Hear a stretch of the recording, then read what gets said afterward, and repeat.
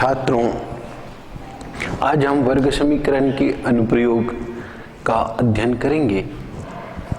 पिछली कक्षा में हमने वर्ग समीकरण के मूलों की प्रकृति, वर्ग समीकरण ज्ञात करने की विधियां, गुणनखंड विधि, सूत्र विधि एवं वर्ग समीकरण के मूलों का योगफल, गुणनफल, साथ ही दिए गए मूल से वर्ग समीकरण बनाना आदि का अध्ययन किए हैं।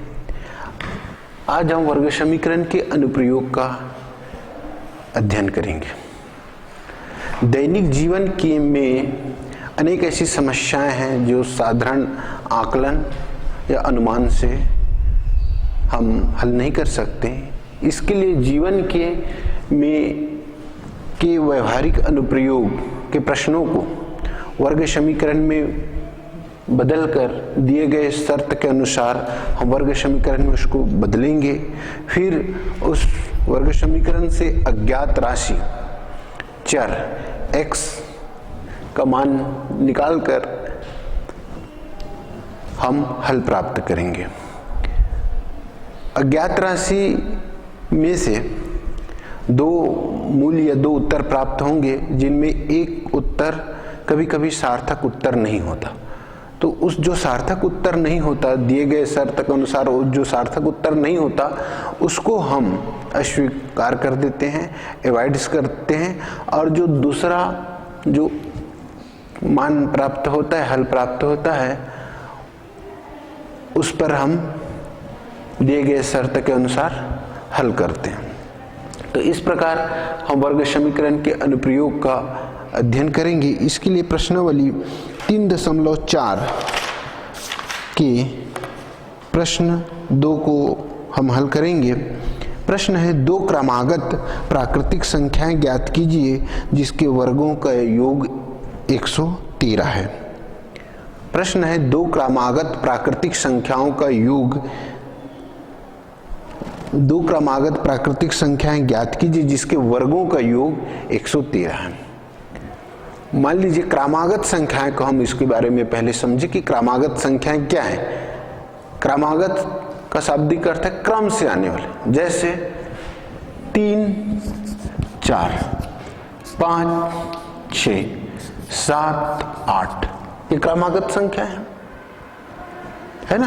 क्या संख्या है ये? क्रमागत संख्या है। और क्रमागत नेचुरल संख्या है, प्राकृतिक संख्या है ना। तो ये क्रमागत नहीं होंगी। 7, 5, 7 ये क्रमागत नहीं है, क्योंकि इनके बीच में एक संख्या और है। क्रमागत प्राकृतिक संख्या है, मतलब जो क्रम से आए, वो क्रमागत संख्याएं हैं। तो हम इसके लिए मान लें, संख्याएं को हम अज्ञात राशि मान लें। माना कि हल, इस प्रश्न का हल है क्वेश्चन नंबर 2। माना कि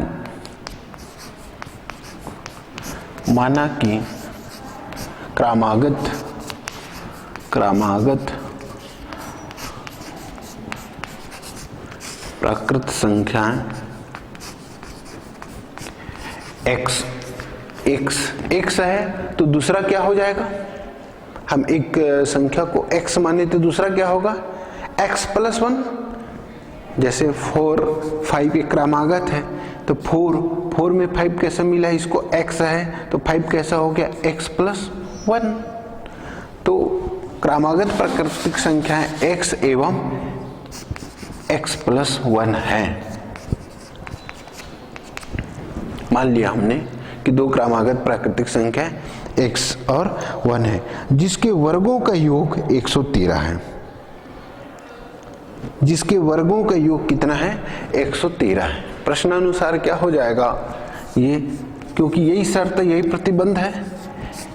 प्रश्नानुसार वर्गों का योग 113 है, तो ये हो जाएगा x वर्ग धन x+1 वर्ग 113। x का वर्ग धन x धन 1 का वर्ग बराबर 113। ये दो हमने जो माना है क्रमागत प्राकृतिक संख्या, उनके वर्गों का, उनका वर्ग कर दिए, उनका योग कर दिए, वे 113 के बराबर हैं। अब इसको हल करेंगे, इसको हल करके हम x का मान प्राप्त करेंगे। x का मान प्राप्त करेंगे तो हमको इसका जो हल है प्राकृतिक संख्या प्राप्त हो जाएंगे। Which implies that x square, x plus 1 को क्या होगा, इसको विस्तार करेंगे तो प्रसार करेंगे तो ये होगा सूत्र किससे, x plus 1 x plus y whole square equal होता है x square plus 2xy plus y square से इसका विस्तार करेंगे तो ये हो जाएगा x square plus 2x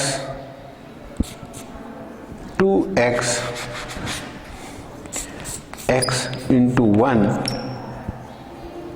plus 1 का वर्ग बराबर 113।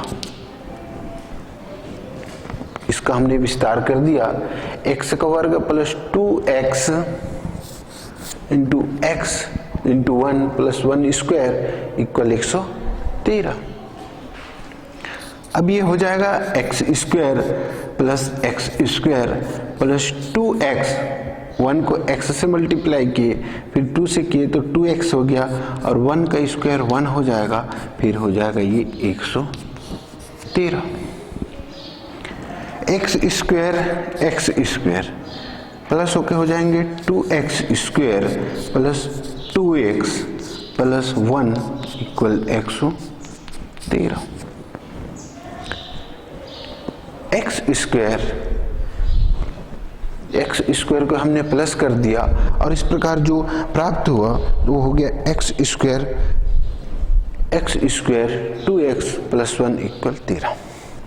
हम 13 को वर्ग समीकरण के मानक रूप के रूप में लिखने के लिए हम 13 को क्या है लेफ्ट हैंड साइड में ले आए तो ये हो जाएगा 2x square plus 2x plus 1 minus 113 equal 0। 2x square 2x 113 में हम एक घटाएंगे तो कितना मिलेगा 2x square plus 2x minus 112 equal 0। अब यहाँ पर देखिए यहाँ 2 है, ये 2 है, ये भी सम संख्या इवन नंबर है तो 2 कॉमन हो जाएगा।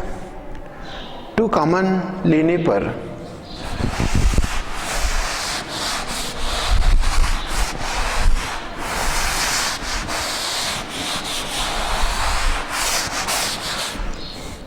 हम कॉमन लेंगे तो हो जाएगा 2x स्क्वायर प्लस x कितना हो जाएगा 2 कॉमन लेंगे तो minus 56 equal 0।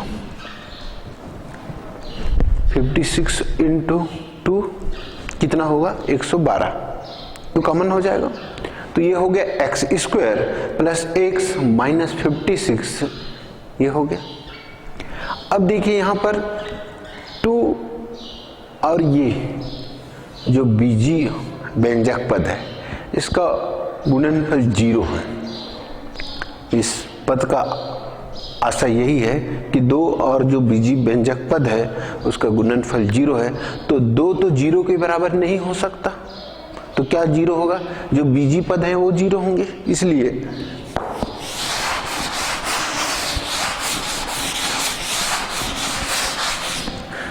which implies that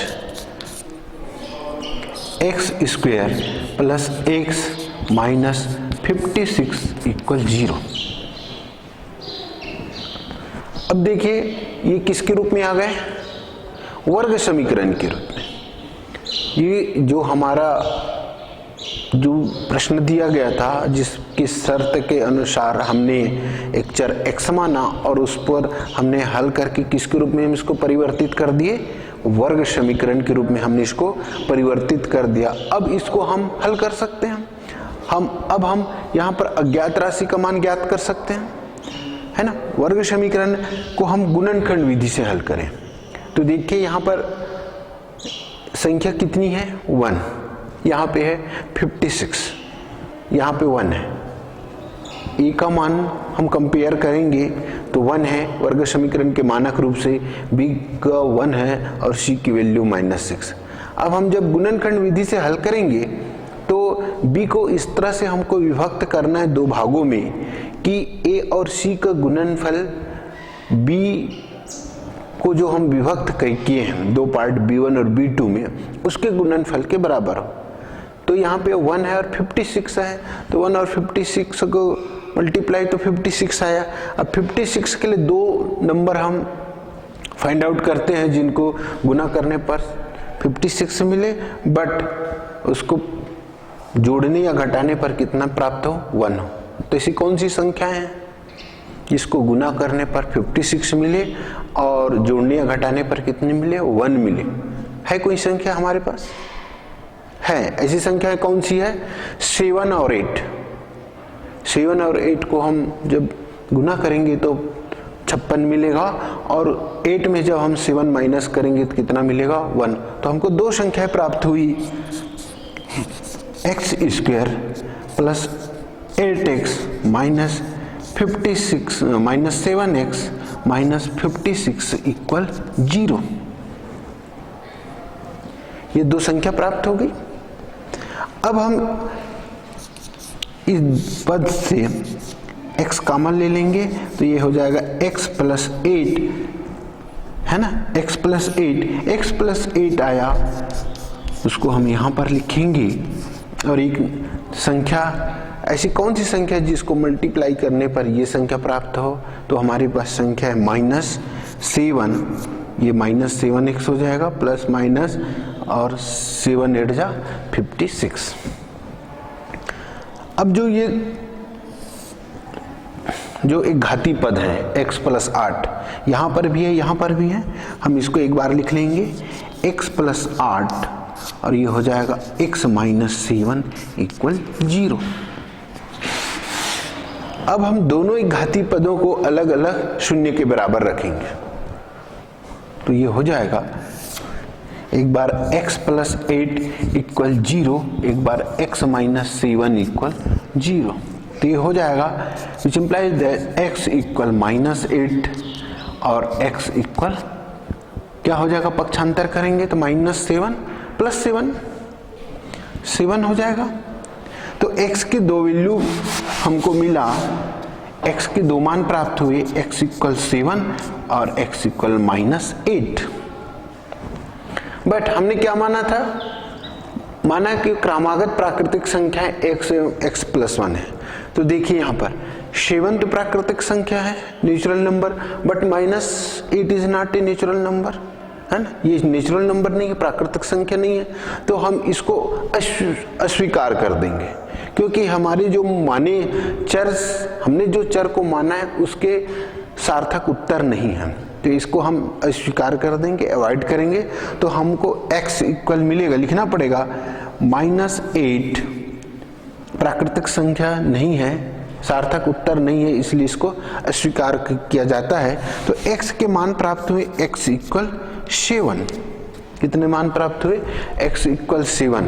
जब x का एक मान प्राप्त हुआ तो दूसरा क्रमागत संख्या कितनी है, कौन सी है? x plus 1। इसलिए x प्लस 1 कितना हो जाएगा? x plus 1 equal 7 plus 1 equal कितना हो जाएगा? 8। तो हमको दो प्राकृत संख्या प्राप्त हो गई, एक तो x और 7 और दूसरा 8। हमारा उत्तर होगा दो क्रमागत प्राकृतिक संख्या क्या हो गई? दो क्रमागत संख्याएं क्या निकल गई? संख्याएं क्या हैं? 7 और 8। यही हमारा क्या होगा? उत्तर। तो इस तरह हमने व्यवहारिक जीवन के जो प्रश्न हैं उनको हमने वर्ग समीकरण के रूप में पहले परिवर्तित किया, फिर उसका हमने हल प्राप्त किया। अब हम एक और दूसरा क्वेश्चन देखते हैं।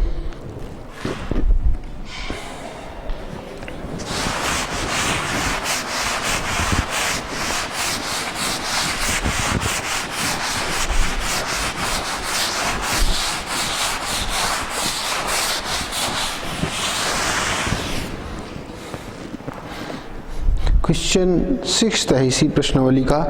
एक समकोण त्रिभुज की समकोण बनाने वाली एक भुजा दूसरी भुजा की दुगुनी से एक अधिक है। यदि त्रिभुज का क्षेत्रफल 68 वर्ग सेंटीमीटर हो तो समकोण बनाने वाली भुजाएं ज्ञात कीजिए। हमने मान लिया, इसके लिए डायग्राम बना लेते हैं। समकोण त्रिभुज है एक ABC, समकोण बनाने वाली भुजा AB और BC है। समकोण बनाने वाली दो भुजा है, यहाँ पर 90 डिग्री कोण बन रहा है ना।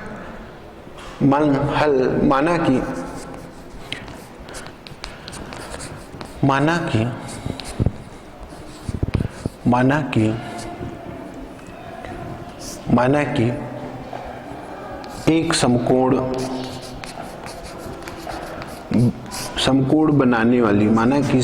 बनाने वाली एक भुजा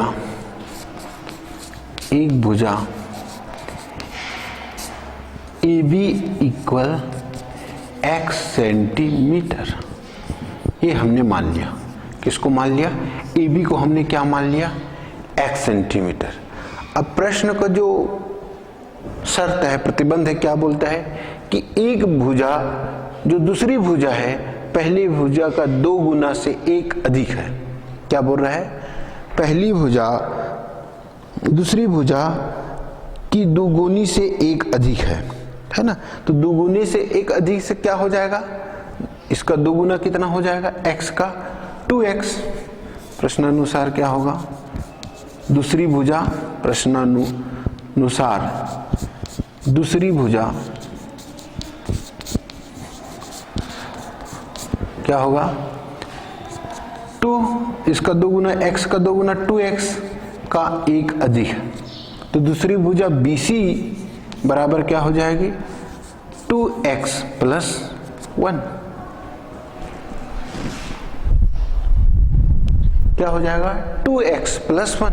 ये दूसरी भुजा है ना, ये हो जाएगा 2x प्लस 1। अब त्रिभुज का क्षेत्रफल दिया है, कितना दिया है? 68 वर्ग सेंटीमीटर दिया है।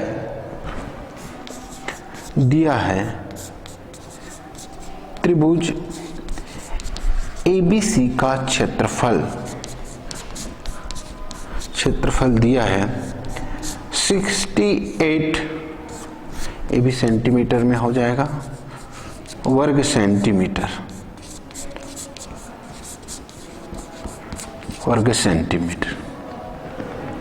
दिया है। त्रिभुज का क्षेत्रफल 68 वर्ग सेंटीमीटर। तो हमें दोनों भुजाओं का मान ज्ञात करना है। हमें दो समकोण बनाने वाली भुजा का मान ज्ञात करना है।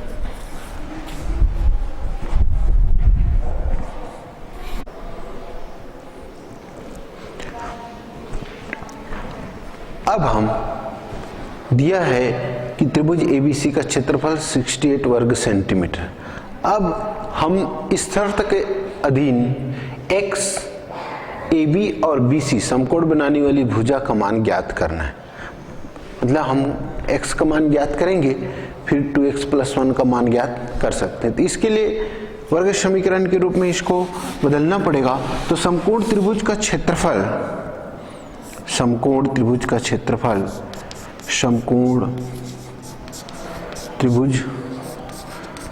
क्षेत्रफल की परिभाषा से ये हो जाएगा। समकोण त्रिभुज का क्षेत्रफल होता है 1/2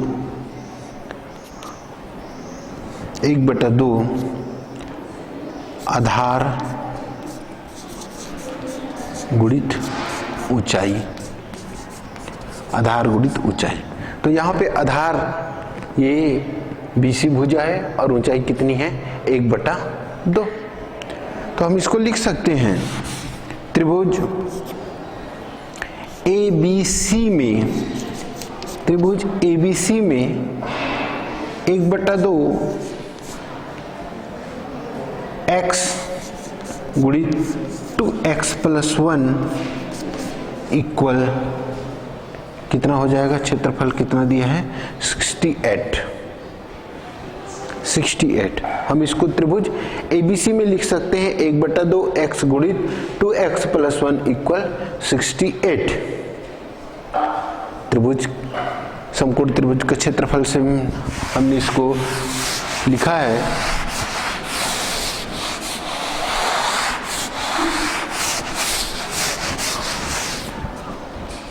अब इसको हल करेंगे तो विच इम्प्लाइज दैट ये हो जाएगा x into 2x plus 1 equal ये हो जाएगा 2 इंटू 68। तो ये गुना कर दिए 2 का और x से इस ब्रैकेट को हम गुना करेंगे तो ये हो जाएगा ब्रैकेट ओपन करने पर 2x square plus x equal 136। कितना हो गया, 68 को 2 से मल्टीप्लाई करने पर 136। 136 को इधर हम लेफ्ट हैंड साइड में लाएंगे क्वाड्रेटिक इक्वेशन बनाने के लिए, तो हो जाएगा 2x square plus x minus 136 equal 0, 136। ये वर्ग समीकरण के मानक रूप के में परिवर्तित हो गया। अब हम इसको हल करेंगे। हम गुणनखंड विधि से हल कर सकते हैं, सूत्र विधि से भी हल कर सकते हैं। अब हम गुणनखंड विधि से इसको हल करेंगे। यहाँ पर a और c को फिर गुणनखंड करने की विधि वही है कि a और c का गुणनफल का मान इस तरह से हम प्राप्त करें जो b को विभक्त करने पर प्राप्त गुणनफल के बराबर। तो 136 गुणित 2, 6 दूनी 12, 3 दूनी 6, 7, 272 के लिए ऐसी दो संख्याएं प्राप्त करेंगे जिनका अंतर किसके बराबर हो, 1 के बराबर। तो क्रमागत संख्याएं होंगी क्योंकि अंतर 1 है। तो ऐसी संख्याएं हैं 17 गुणित 16, 17 गुणित 16,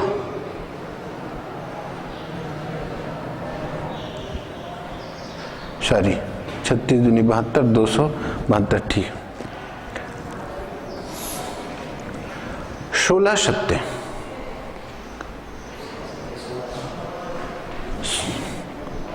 100, कितना हुआ 112 है ना, 112 और 16 एकम 16, 16, 11, 27, 272। तो 17 और 16 दो अंक है जो मिलेंगे हमको। तो ये हो जाएगा 2x square plus 17x minus 16x minus 136 equal 0।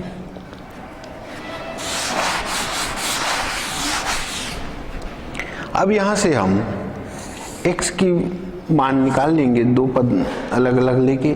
तो 2x x फाइंड आउट होगा 2x प्लस 17 माइनस, यहां से हम लेंगे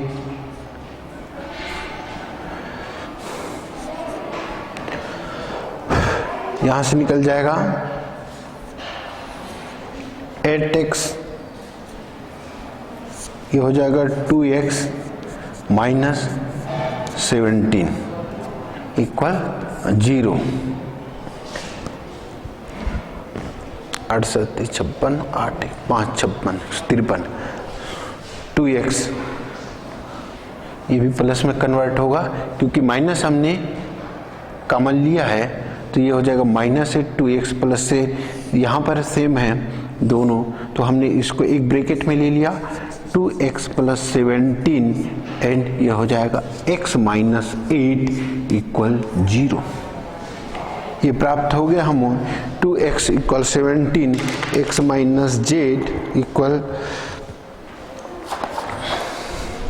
2x plus 17 x minus 8 equal 0। अब हम इसको जो एक घाती पद है उस एक घाती पद को अलग अलग हम शून्य के रूप में लिखेंगे। एक घाती पद को अलग अलग शून्य के रूप में लिखने पर ये हो जाएगा 2x plus 17 equal 0 and x minus 8 equal 0। यहाँ पर x के वैल्यू प्राप्त होगा, इसको पक्षांतर करेंगे -17/2 और यहाँ पर पक्षांतर करने पर 8। तो इस तरह से x के दो मान प्राप्त हुए हमें, x के दो मान प्राप्त हुए x इक्वल 8 एवं x इक्वल 8 एवं x इक्वल -17/2।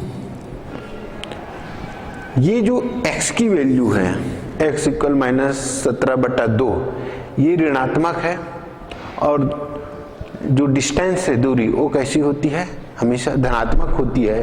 तो ये सार्थक उत्तर नहीं है, इसका हम क्या करेंगे, कर देंगे उसको अस्वीकार कर देंगे।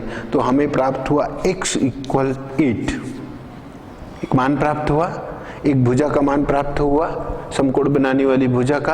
अतः दूसरी भुजा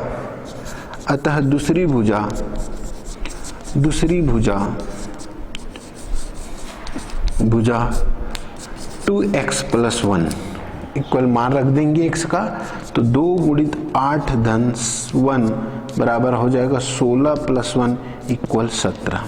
अतः समकोण बनाने वाली दो भुजा प्राप्त हुई, एक का मान है 8 और दूसरा का मान है 17। अतः समकोण बनाने वाली दो भुजाएं हैं, 8 एवं 17 है।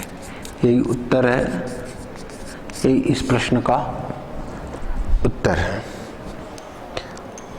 तो इस तरह से हमने एक और व्यवहारिक जीवन में आने वाले जो प्रश्न है उसको वर्ग समीकरण से हल किया। अब एक और प्रश्न देखते हैं क्षेत्रमिति से।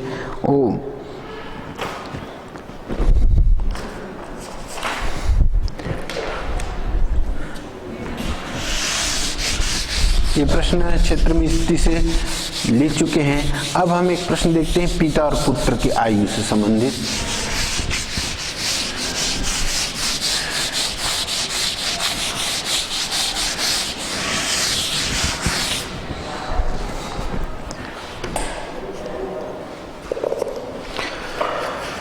प्रश्न है, एक वर्ष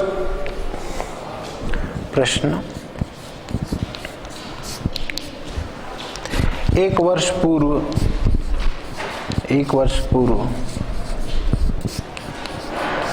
पिता की आयु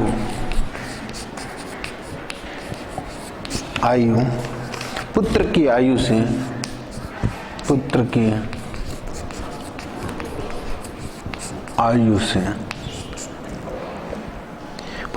आयु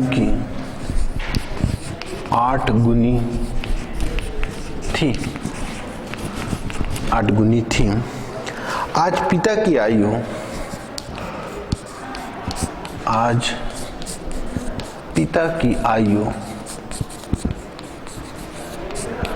पुत्र की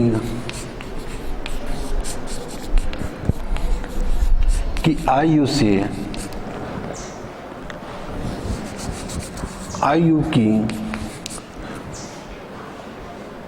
पुत्र की आयु के वर्ग के बराबर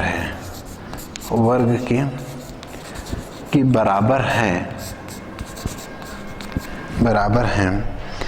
तो उनकी वर्तमान आयु ज्ञात कीजिए। तो उनकी वर्तमान आयु ज्ञात कीजिए, ज्ञात कीजिए।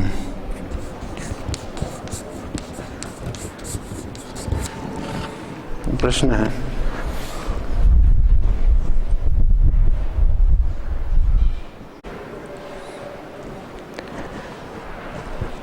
फिर प्रश्न को एक बार पढ़ते हैं, फिर देखते हैं कि हमको क्या चर मानना है। 1 वर्ष पूर्व पिता की आयु पुत्र की आयु की 8 गुनी थी। आज पिता की आयु पुत्र की आयु की पुत्र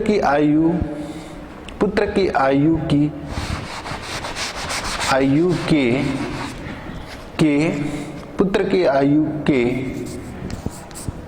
वर्ग के बराबर हैं, तो उनकी वर्तमान आयु ज्ञात कीजिए। ये प्रश्न है। यहां पर हमें वर्तमान आयु ज्ञात करना है ना। तो हल इसको मानेंगे हल। आयु को हम पिता के आयु और पुत्र के आयु को चर के रूप में मानेंगे, अज्ञात राशि के रूप में। माना कि वर्तमान आयु, माना कि पिता की वर्तमान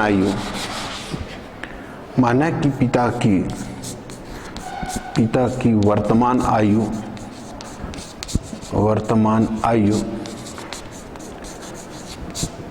x वर्ष एवं पुत्र की आयु की वर्तमान आयु y वर्ष है। प्रश्नानुसार 1 वर्ष पूर्व पिता की आयु, 1 वर्ष पूर्व प्रश्नानुसार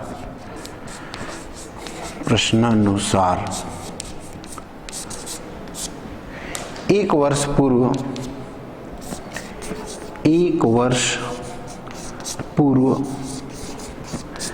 पिता की आयु, 1 वर्ष पूर्व पिता की आयु हो जाएगी। अभी वर्तमान आयु x है, तो 1 वर्ष पूर्व कितनी होगी? यदि सपोज दैट अभी वर्तमान पिता का आयु 40 वर्ष है, तो 1 वर्ष पूर्व कितनी होगी? 1 वर्ष पूर्व अभी 2015 में पिता का आयु 40 वर्ष है, तो 2014 में कितनी होगी? कितना होगा? 39। कैसे हुआ? 40 में हमने 1 माइनस किया। तो इसी प्रकार यदि वर्तमान पिता का आयु x वर्ष है, तो 1 वर्ष पूर्व कितनी रही होगी? x माइनस 1, x माइनस 1 वर्ष। 1 वर्ष पूर्व पुत्र की आयु, इसी प्रकार 1 वर्ष पूर्व पुत्र की आयु ये हो जाएगी y माइनस 1 वर्ष। इस प्रकार के प्रश्न में ध्यान रखिए, पूर्व पूछा जाए तो आपको जितने वर्ष पूर्व पूछा जाए उससे आपको माइनस करना है, और पश्चात या बाद वाले आते हैं प्रश्न में। वर्तमान आयु x वर्ष है तो 5 वर्ष बाद, तो बाद वाले प्रश्न में आप प्लस करेंगे और पूर्व वाले में आप वर्तमान आयु से माइनस करेंगे। 1 वर्ष पूर्व पिता के आयु x माइनस 1 से हो गया, और 1 वर्ष पूर्व पुत्र के आयु y माइनस 1 हो गया। कितनी गुनी थी पुत्र की आयु की? 8 गुनी। अतः ये हो जाएगा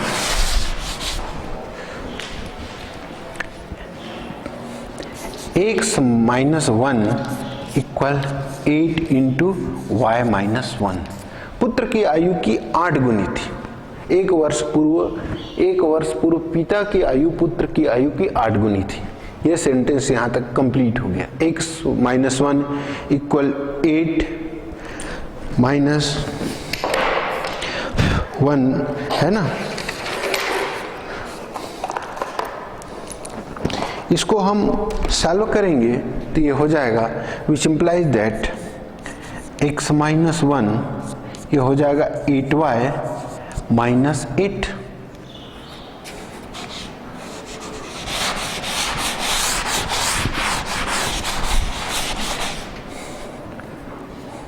1।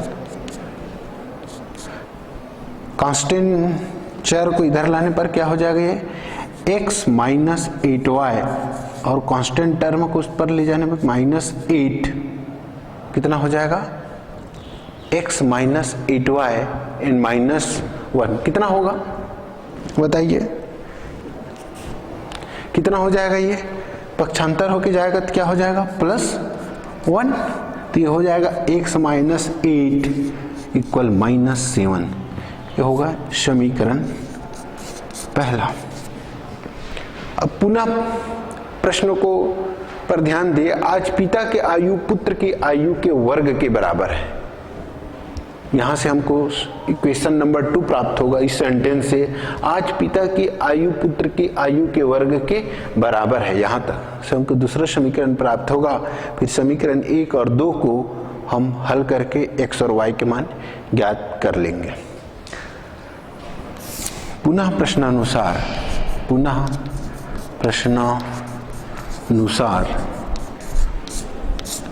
आज पिता के आयु पुत्र के आयु के वर्ग के बराबर है। आज पिता का आयु वर्तमान आयु क्या है, x है, और पुत्र का आयु कितनी है, y है, तो x इक्वल y स्क्वायर हो जाएगा, y का वर्ग हो जाएगा, है ना। ये होगा समीकरण 2। x का मान समीकरण किस में रख दें, 1 में रखने पर x का मान समीकरण 1 में रखने पर ये हो जाएगा x का मान समीकरण 1 में रखने पर हमें प्राप्त होगा y square minus 8y equal -7। इस रूप में हमें समीकरण प्राप्त हो गया। अब इसको मानक वर्ग समीकरण के रूप में लिखने पर y square minus 8y plus 7 equal 0। ये एक वर्ग समीकरण है जो उसमें अज्ञात राशि y के रूप में है। अब इसको हम गुणनखंड विधि से हल करेंगे। इसके लिए हम ऐसी दो संख्या प्राप्त करते हैं जिनको गुना करने पर 7 मिले, जोड़ने या घटाने पर हमको कितना प्राप्त हो, 8। ऐसी है कोई संख्या, ऐसी कौन सी संख्या है,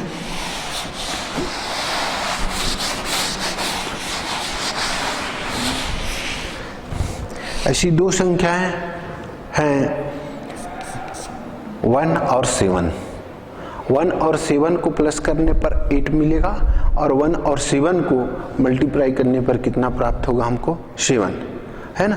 तो ये हो जाएगा y square minus y minus 7y plus 7 equal 0।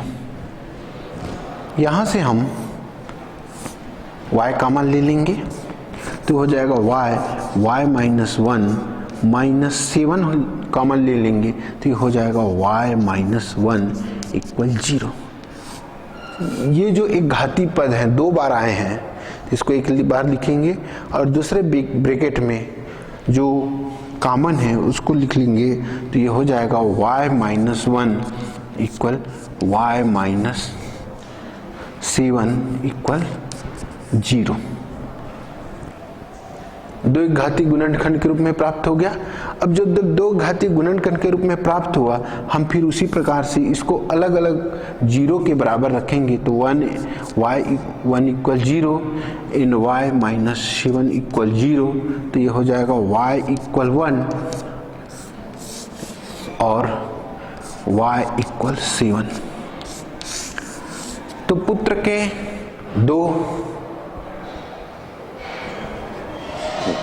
पुत्र की वायु y है, उसके 2 आंसर प्राप्त हुए। अब एक देखते हैं कि दोनों आंसर सही है या नहीं, सार्थक उत्तर है या नहीं। तो y के 2 मान प्राप्त हुए, एक 1 और दूसरा 7। हम देखते हैं जब y का मान 1 को हम समीकरण 2 में रखते हैं। समीकरण 2 कितना था, x square x equal y square, ऐसी था समीकरण 2। जब हम 1 का मान यहां पर रखेंगे 1 का वर्ग करेंगे तो 1 मिलेगा x का मान 1 मिलेगा, जो कि संभव नहीं है। पिता की आयु और पुत्र की आयु दोनों एक समान एक ही नहीं हो सकती। y का मान 1 है और x का मान 1 है, इसका मतलब एक ये हुआ कि पिता की आयु और पुत्र की आयु दोनों बराबर है। ये संभव नहीं है, ये सार्थक उत्तर नहीं है। तो हम इसको कैसे कर देंगे? अस्वीकार कर देंगे, अवॉइड करेंगे। तो हमारा उत्तर होगा, ये अस्वीकार हो जाएगा, y = C1।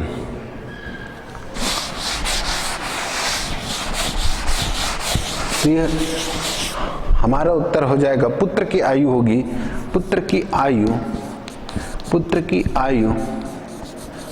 y = C1। अतः पिता की आयु समीकरण किस में रखेंगे? 2 में x = कितना था? y²। तो y का मान रखेंगे तो हो जाएगा 7²। तो देन x का मान 49। तो पिता की आयु हमको उत्तर मिला, पुत्र की आयु 7 वर्ष और पिता की आयु 49। ये दोनों हमारे उत्तर होंगे, ये पुत्र के आयु के रूप में और ये पुत्र की x = हो जाएगा 49 वर्ष और y = हो जाएगा 7 वर्ष। तो यही हमारे उत्तर होंगे। इस तरह आज हमने वर्ग समीकरण के अनुप्रयोग, जो हमारे दैनिक जीवन में अनुप्रयोग होते हैं, उससे संबंधित प्रश्नों को हमने देखा है और हल भी किया। तो वर्ग समीकरण हमने क्या किया, जो हमारे व्यवहारिक जीवन में जो अनुप्रयोग होते हैं उसको हमने वर्ग समीकरण के रूप में परिवर्तित किया और वहां पर हमने एक चर मानकर उस चर का मान प्राप्त किया। इस प्रकार हमने इन प्रश्नों को हल किया। धन्यवाद।